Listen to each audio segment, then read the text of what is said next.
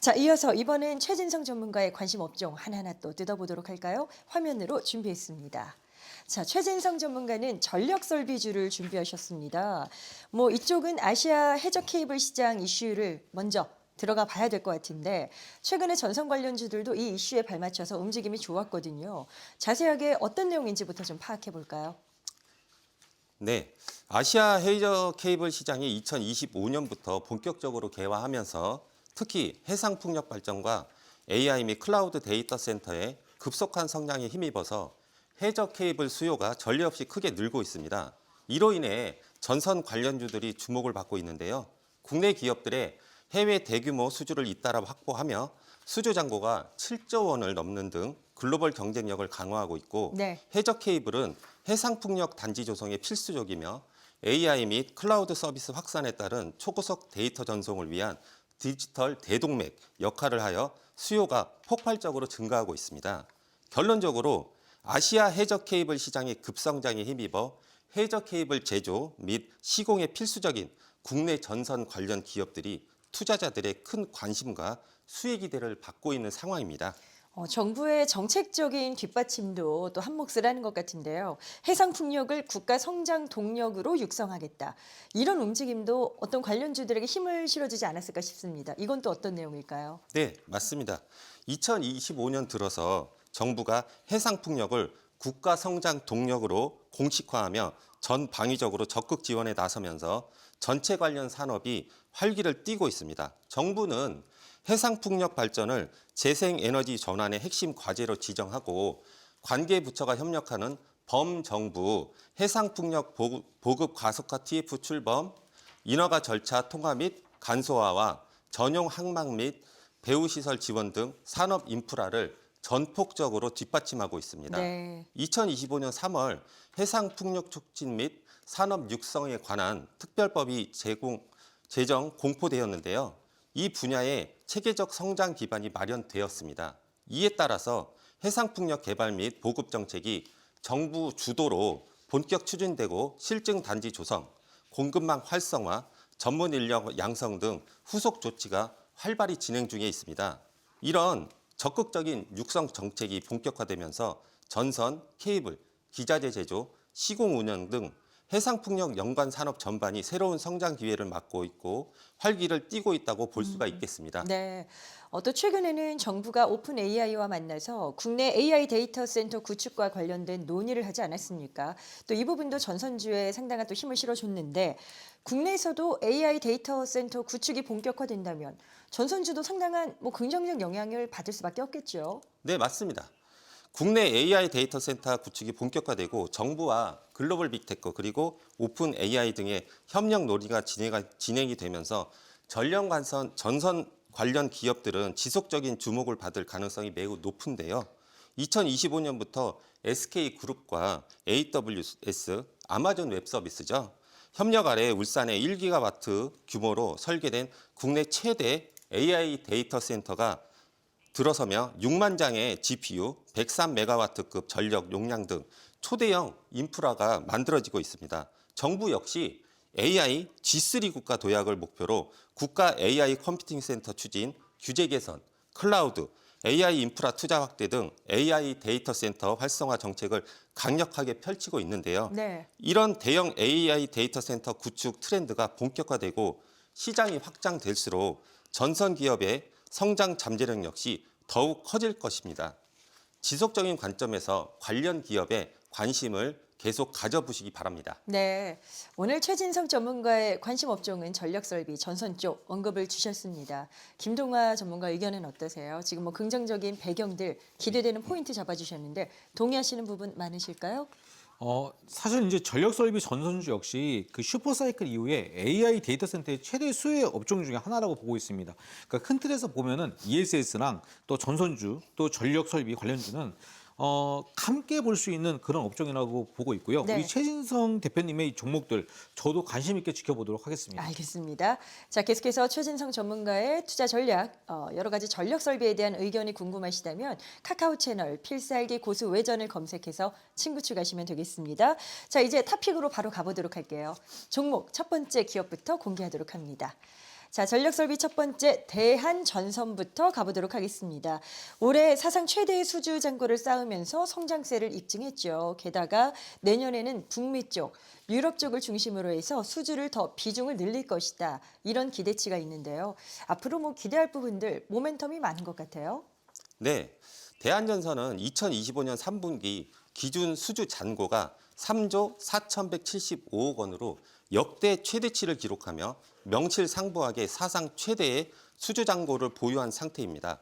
주로 북미, 유럽을 중심으로 한 초고압 전력망과 해적 케이블 등 고수익 프로젝트 수주가 크게 늘어난 성과인데요. 네네.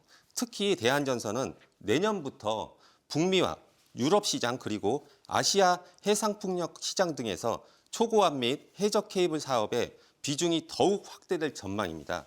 실제로 2026년은 영업이익이 2025년 대비 22% 이상 증가할 전망이고 영업이익률도 3.8%를 넘길 것으로 주요 증권사들은 전망하고 있는데요. 북미 유럽 중심의 대형 초고압 프로젝트 비중 확대는 이익률 개선 및 중장기 성장의 핵심 동력으로 평가받고 있습니다. 따라서 대한전선은 올해 기록적인 수주 잔고와 더불어서 내년 이후 북미, 유럽 고수익 사업 확대에 힘입어서 실적과 수익성 두 마리 토끼를 모두 잡고 있기 때문에 본격적으로 개선될 가능성이 높습니다. 네. 또 대한전선은 아프리카 쪽의 전선 수요 증가에도 대응하고 있는 것으로 알려지고 있습니다. 지금 남아공 쪽 케이블 공장을 2배 이상 늘린다. 이런 계획을 발표해서 화제가 됐는데요. 어떤 의지, 어떤 취지라고 해석하는 게 맞을까요? 네, 자세히 살펴보면 대한전선은 아프리카의 전선 수요 확대에도 적극적인 대응을 나서고 있는데요. 최근 남아공 현지 합작법인인 엠텍은 남아공 지중 전력 시장의 90% 이상을 점유를 하고 있습니다. 이번에 전력 케이블 공장 확장 준공식을 열고 중저압 케이블 생산 능력을 기존의 2배 이상으로 확대를 했는데요.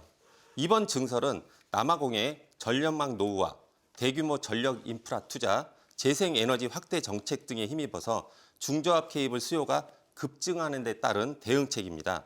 대한전선은 이를 통해서 아프리카 현지 시장뿐 아니라 전역으로의 수출까지 본격적으로 확대할 방침이라고 하는데요. 네. 이런 전략적 증설은 아프리카 전력 인프라 확충 및 신재생 에너지 발전 흐름에 맞춰서 글로벌 전선 기업으로서의 입지를 한층 강화하겠다는 계기로 보시면 될 것 같습니다.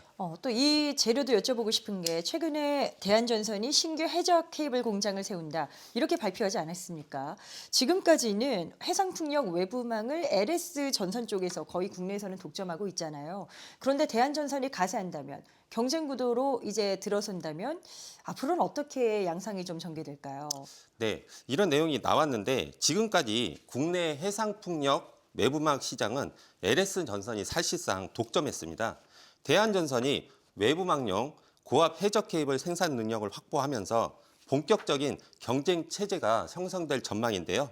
2027년 대한전선 2공장 완공 시점부터 국내 해상풍력 외부망에서도 양사의 입찰 경쟁이 불가피할 것으로 보고 있습니다. 네. 실제로 아시아 해상풍력 해적 케이블 시장의 성장세에 따라서 대한전선의 점유율은 2032년까지 31%까지 확대될 것으로 증권사들은 전망하고 있는데요. 신규 포설선 도입까지 병행된다면 국제시장 점유율이 최대 50%에 도달할 수 있다는 예측도 나오고 있습니다.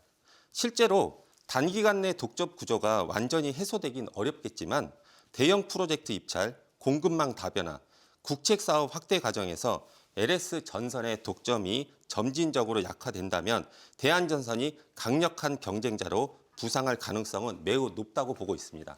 자, 여러 가지 기대되는 요인들을 점검해 봤습니다. 이렇게 또 해외 수주 확대 기대감 등이 반영되면서 대한전선의 주가 흐름도 상당히 기세가 높습니다. 아주 등등합니다. 지금 접근해도 문제가 없을까 궁금해지는데 투자 의견은 어떻게 주실까요? 네, 대한전선 바로 지금이 접근하시기에 딱 좋은 시점입니다. 네. 제가 준비한 대한전선의 주봉 차트를 보시면 제가 좋아하는 딱 세 박자 타이밍에 들어왔는데요. 오. 첫 번째는 수주 잔고, 그리고 두 번째는 신규 사업 진출, 세 번째는 차트의 가동 범위입니다. 이 세 가지를 갖추어서 바로 접근을 하셔야 되는데 그럼 매매 전략을 바로 말씀을 드리도록 하겠습니다. 네네. 매수 범위 때는 1차 매수 시초가부터 22,000원까지 매수를 하시고 만약 눌림목이 나온다면 2만 원까지 매수를 하시면 되겠습니다. 목표가는 1차 3만 원과 돌파를 보시고 2차는 3만 5천 원과 4만 원과 3만 5천 원부터 4만 원과 돌파를 보시기 바랍니다. 손절가는 18,000원을 잡아드리도록 하겠습니다. 네. 자, 첫 번째 탑픽을 대한전선으로 만나보셨습니다. 두 번째 종목으로 넘어가 볼게요. 이번엔 어디를 또 볼 수 있을까요? 전력설비주, 이번엔 대원전선으로 가봅니다. 최근에 아마존이 한국 내 AI 데이터 센터 구축을 위해서 총 50억 달러 이상을 투자하겠다. 이렇게 밝힌 부분이 있는데요. 이 재료를 타고 대원전선 주가가 또 움직였어요. 어떻게 보셨습니까? 네. 아마존이 한국 내 AI 데이터 센터 구축을 위해서 50억 달러 이상의 대규모 투자 계획을 공식 발표하면서 전력 및 통신 인프라 수혜 기대감에 대원전선이 강세를 보였는데요. 이 같은 글로벌 빅테크 기업의 투자와 정부의 AI 데이터 센터 정책 강화가 맞물리면서 전선에 대한 수요가 크게 늘어날 것이란 전망이 투자자들의 관심을 작용한 것이 원인입니다. 네. 따라서 아마존을 비롯한 글로벌 빅테크의 국내 대규모 데이터 센터 투자가 본격화될수록 전선 관련 종목들의 투자 마력과 시장 주목도 지속될 것으로 보입니다. 대원전선의 재무적인 상황도 상당히 양호하게 좀 흘러가는 것 같아서 말씀드려보고 싶은 게 현금 보유가 늘고 부채 비율은 낮아지고 좀 뭔가 이제 재무 여력이 한층 좀 뚜렷해지고 있는 모습이거든요. 어떻게 될까요? 실적이 좀 탄탄한 배경이 뭐에서 이렇게 힘을 받는 건지 궁금해지는데요. 네, 대원전선의 실적이 탄탄한 이유를 짚어보면 신재생 에너지 관련 설비 수요 증가와 고효율 케이블 등 신제품 출시가 매출 증가와 장기적 성장 가능성을 견인하고 있기 때문입니다. 2025년 1분기 대원전선은 자산 총계가 전년 대비 41.1% 증가를 했고 영업이익은 174.4%, 당기순이익은 275.2% 증가하는 등 재무구조가 크게 개선되고 실적 성장세를 뚜렷하게 보여주고 있습니다. 또한 원자재 가격이 안정되고 대원전선이 고부가가치 제품인 고효율 전력 케이블과 통신 케이블의 경쟁력 확보와 전력 인프라 투자 확대에 따른 전선 수요 증가도 실적 개선에 긍정적으로 작용하고 있는데요. 네. 요약하면 대원전선은 신재생 에너지 및 전력 인프라 투자의 수혜를 이루며 신제품 출시 및 생산 효율 등 복합적 요인으로 실적 및 재무 구조가 크게 개선되고 견조한 성장세를 이어가고 있습니다. 신규 영역으로 그 입지를 확장해 나가고자 하는 움직임도 긍정적일 것 같습니다. 보니까 자율주행, 전장부품, 로봇 뭐 다양하던데요.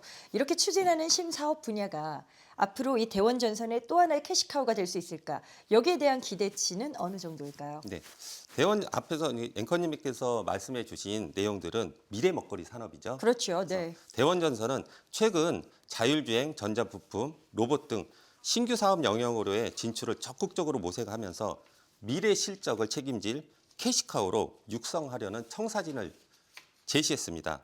실제로 대원전선은 자동차 부품 및 로봇 부품 등으로 사업 영역을 꾸준히 확대하고 있는데요. 이러한 사업 확장은 기존 전선 및 부품 산업을 넘어서 미래 성장 분야에 대한 다각화를 의미하면서 전기차, 자율주행, 로봇 산업 성장에 따라서 전장 센서 제어 등 관련 부품의 시장의 규모가 확대될 것으로 전망이 되고 있습니다. 결론적으로 대원전선의 전장 자율주행 로봇 부품 사업은 성장하는 미래 산업 수요와 연결되면서 중장기적으로 기업의 새로운 캐시카우 역할을 할 수 있다는 잠재력이 충분합니다. 네. 자, 그렇다면 기대하시는 종목 두 번째 탑픽인 대원전선 어떤 접근 전략을 취하는 게 좋을지 투자자분들에게 또 전략적 타이밍 한번 잡아주시죠. 네, 대원전선의 접근 전략을 말씀드리도록 하겠습니다. 1차 매수는 시초가부터 3,800원까지 매수를 하시고요.